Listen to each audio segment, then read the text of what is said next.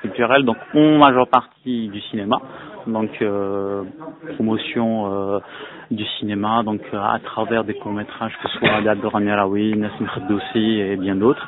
En même temps, ils s'occupent de ce qui, donc ils organisent des ateliers d'écriture. Et il y aura, j'espère, incessamment sous peu une musicale. Donc on essaiera de ramener, de présenter des artistes qui valent le coup. On aura peut-être prochainement un cinémix. Donc on peut relier les deux, ça veut dire et le cinéma et la musique avec un cinémix qu'on va présenter peut-être d'ici la fin de l'année. Voilà. Oui, tout à fait. Ben, on a repris les activités Zinette, puisque ça se faisait déjà auparavant, avec, depuis plus de 5 ans, je crois. Et voilà, nous, en fait, notre approche, c'est de présenter un autre style de cinéma. En fait, c'est pas qu'on essaie de se démarquer des autres ciné-clubs. Hein. C'est juste qu'on essaie d'affirmer un peu nos goûts. On passe pas forcément des films qu'on n'aime pas ou avec lesquels on n'a pas comment dirais-je, de lien ou d'affinité. Voilà, on passe des films qu'on aime beaucoup, principalement des films de genre, des films en général qui ont beaucoup de personnalité, très visuels. Voilà, en général dans les ciné-clubs, on a tendance à intellectualiser, oui, exactement, un petit peu le cinéma. Ben, le public, il y avait d'abord les fidèles du ciné-club de Chrysalide, qui était là depuis 5 ans, enfin, et qui animait en fait Nassim Kheddoussi. Maintenant que nous essayons d'assurer la relève, mais de façon complètement différente, je vous ai dit, avec un autre souffle, une autre personnalité, une autre même perception. Le public, les fidèles sont restés, mais le public est un public de jeunes, très souvent. De jeunes parce que aussi le cinéma qu'on essaie de promouvoir est un cinéma de genre. On n'essaie pas de snobber un cinéma d'auteur intellectualisant. D'ailleurs, des cinéastes comme John Carpenter ou James Cameron sont pour nous de parfaits auteurs et il ne serait pas impossible qu'un jour on fasse un cycle James Cameron on passerait Terminator dans un ciné-club. Ça serait, ça serait génial.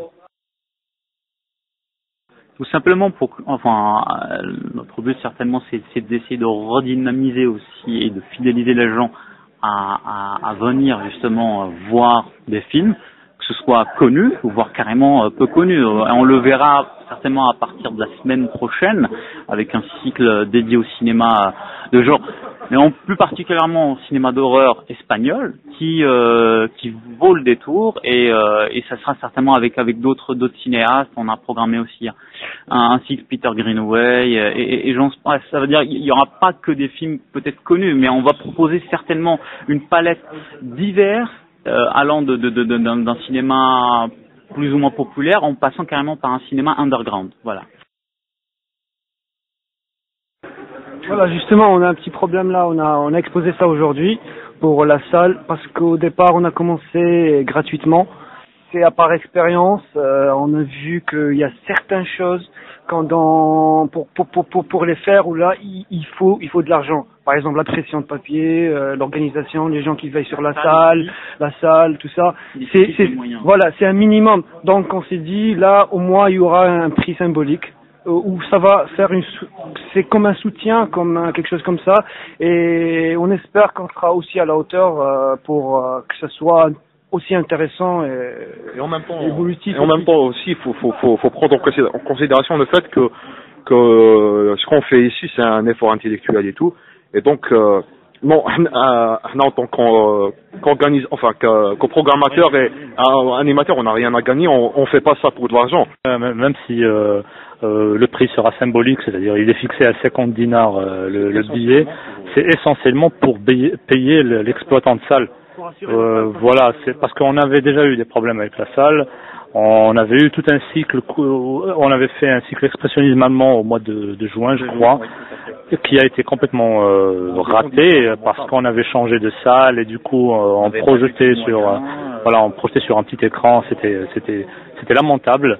Là, on est revenu à cette salle avec pour condition d'essayer de donner un nouveau souffle au ciné-club, mais aussi disons d'avoir un peu une attitude commerciale, c'est-à-dire durant le premier mois proposer un véritable cycle punchy, puis après partir voilà, sur des séances payantes alors qu'on avait commencé par des séances gratuites.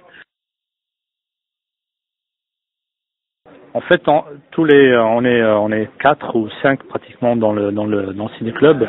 Moi-même, je suis réalisateur. Et l'une des particularités, je crois, c'est que on a tous envie de faire des films. Et c'est l'une de nos approches pour le ciné-club, c'est-à-dire qu'on a une approche de réalisateur. Et c'est avant tout les réalisateurs qu'on essaie de mettre en avant. Jusqu'à maintenant, on parle très souvent de l'approche des cinéastes vis-à-vis de leurs films, mais aussi de leur approche à la fois visuelle, sonore, narrative, et c'est ce qu'on essaie d'orienter dans les débats. Et oui, c'est aussi parce que nous-mêmes, nous voulons faire des films, et on pense que la création, disons que si on analyse un film d'un point de vue sémantique, on peut plus ou moins comprendre la manière dont le film est fait, et ainsi peut-être arriver à en faire nous-mêmes. Voilà. Je pense que la cinéphilie est un bon moyen pour plus tard faire des films, même si c'est pas le cas pour nous, c'est pas un plus tard, nous-mêmes on est dedans. Moi-même j'ai réalisé un court-métrage et quelques travaux visuels, je travaille un peu dans le milieu, voilà. Et en même temps, tout simplement on invite vos auditeurs, vos lecteurs à venir découvrir nos projections, discuter, parler, à apprendre à aimer le cinéma en même temps. Enfin, pour les gens qui aiment le cinéma, venir partager leur passion, qui n'aiment pas venir aimer le cinéma, découvrir.